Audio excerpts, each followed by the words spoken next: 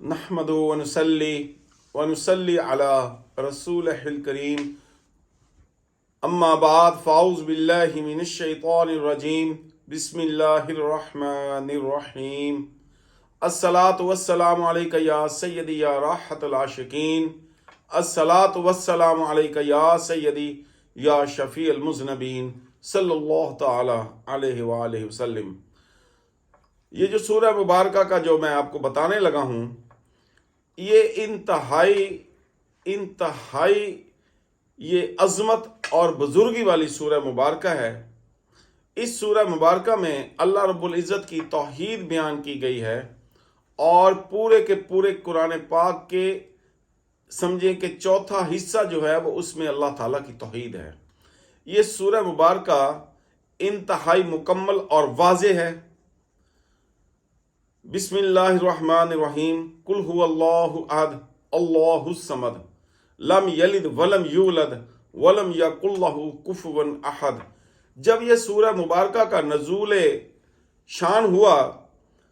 اور حضور نبی کریم علیہ الصلوۃ والسلام نے جب یہ صحابہ کرام رضوان اللہ تعالیٰ اجمعین کے درمیان اس سورہ مبارکہ کو بیان فرمایا، اور اس کے بعد یہ سورہ مبارکہ مشرکین مکہ تک پہنچی، تو مشرکین مکہ میں سے ایک شخص آپ کی خدمت میں حاضر ہوا اور اس نے عرض کی کہ اے محمد صلی اللہ تعالی علیہ وآلہ وسلم، میں آپ کے پاس آپ کا وہ کلام سننے آیا ہوں۔ نعوذ باللہ من ذالک، اہل مکہ اس وقت جو مشرکین تھے وہ اسے ایک خدا نخواستہ شاعری یا اسے موسیقی سے تشبیہ دیتے تھے۔ اب وہ سننے تو اس غرض سے آیا تھا کہ میں اس کو جا کے سنوں، اس کا مقصد ہرگز بھی کوئی دین کی سوجھ بوجھ حاصل کرنا یا اللہ کا پیغام وصول کرنا ہرگز بھی نہیں تھا۔ جب وہ آیا، اس شخص کے آگے سورہ مبارکہ کی تلاوت فرمائی گئی۔ جب اس کی تلاوت ہوئی، قل هو اللہ احد اللہ الصمد لم یلد ولم یولد ولم یکن لہ کفوا احد، تو وہ شخص بے اختیار کہہ اٹھا کہ یہ سورہ مبارکہ بنی نوع انسان کے لیے کافی ہے، انسانوں کے لیے ضرورت سے بھی زیادہ ہے۔ یہ بات اس نے اس لیے کہی کہ چونکہ وہ ایک اہل عرب تھا اور یہ اس کی مادری زبان تھی، وہ اس سورہ مبارکہ کے اندر پوشیدہ پیغام کو سمجھ گیا۔ اس تک یہ بات بالکل واضح ہو گئی کہ کائنات کا خالق و مالک صرف اور صرف ایک ہی ہے، نہ وہ کسی کا باپ ہے، نہ اس کی کوئی اولاد ہے، اور نہ ہی اسے کسی نے جنا ہے۔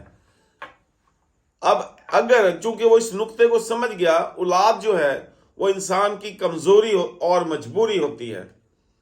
جبکہ اللہ تعالیٰ ان تمام نقائص سے پاک اور مبرہ ہے۔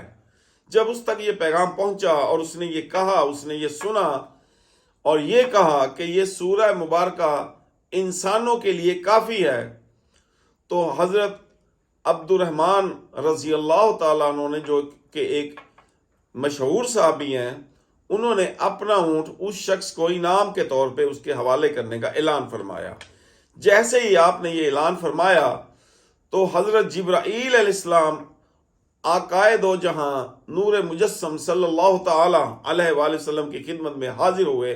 اور یہ عرض کی کہ یا رسول اللہ، یہ جو شخص آپ کے پاس آیا ہے اور اس کو انعام کے طور پہ حضرت عبد الرحمن رضی اللہ تعالیٰ عنہ نے یہ جو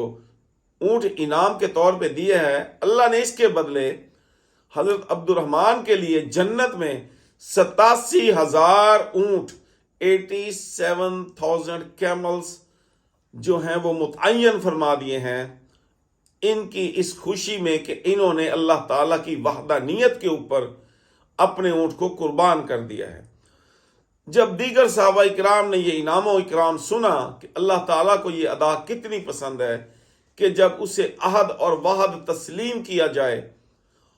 تو وہ کتنا راضی ہوتا ہے، اللہ تعالیٰ کی کتنی خوشنودی عطا ہوتی ہے، تو دیگر صحابہ اکرام نے بھی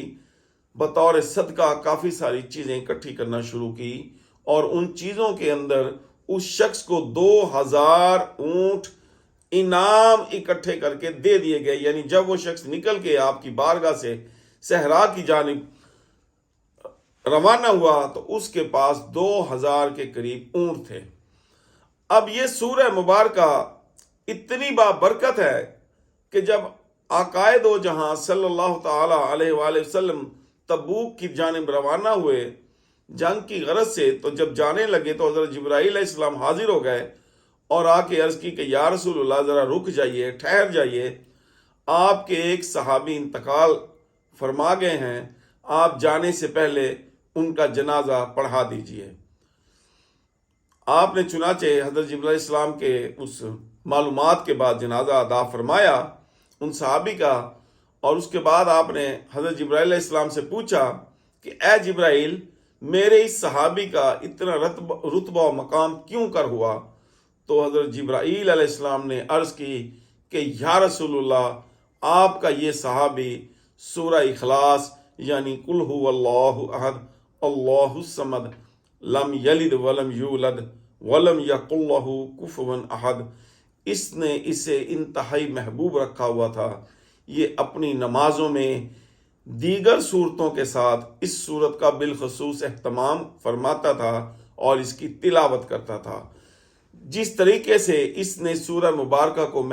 اپنے ساتھ محبوب بنا لیا، اللہ تعالیٰ نے بھی آپ کے اس صحابی کو اپنا محبوب بنا لیا۔ اس سورہ مبارکہ کی یہ بھی شان ہے، جو شخص رات کو سوتے وقت 100 مرتبہ اسے پڑھ کر دائنی جانب کروٹ لے کے سوئے گا تو جب وہ قبر میں جائے گا تو قبر میں اس کا جو رخ ہے وہ قبلہ جانب ہوگا اور اس کی کھڑکی جو ہے وہ جنت کی جانب کھول دی جائے گی۔ اس کے علاوہ جو شخص 300 مرتبہ ہر رات کو سونے سے پہلے اسے اپنے بستر پر بیٹھ کر پڑھتا ہے، یاد رکھیے آپ کا بستر پاکیزہ ہونا چاہیے، پاک و صاف ہونا چاہیے، اس کی تلاوت کرتا ہے دل ہی دل میں، تسبیح لے کے پورا شمار کرتا ہے 300 مرتبہ، اس کا نام عابدوں میں آ جاتا ہے، یعنی اللہ کے عبادت گزار بندے۔ اور اللہ تعالیٰ کے یہ عابد روز محشر جب کوئی سایہ نہیں ہوگا، اللہ تعالیٰ کا ہی سایہ ہوگا، اس کے عرش پاک کا جو سایہ ہوگا، جو اس کی کرسی مبارک کا سایہ ہوگا، ان عابدوں کو دیگر جو باقی لوگوں کو وہ جگہ عطا ہوگی، ان میں یہ اللہ کے عابد بندے بھی شامل ہوں گے، انہیں وہاں بھی سائے میں جگہ عطا ہوگی روز محشر۔ اس کا ایک دوسرا طریقہ جو کہ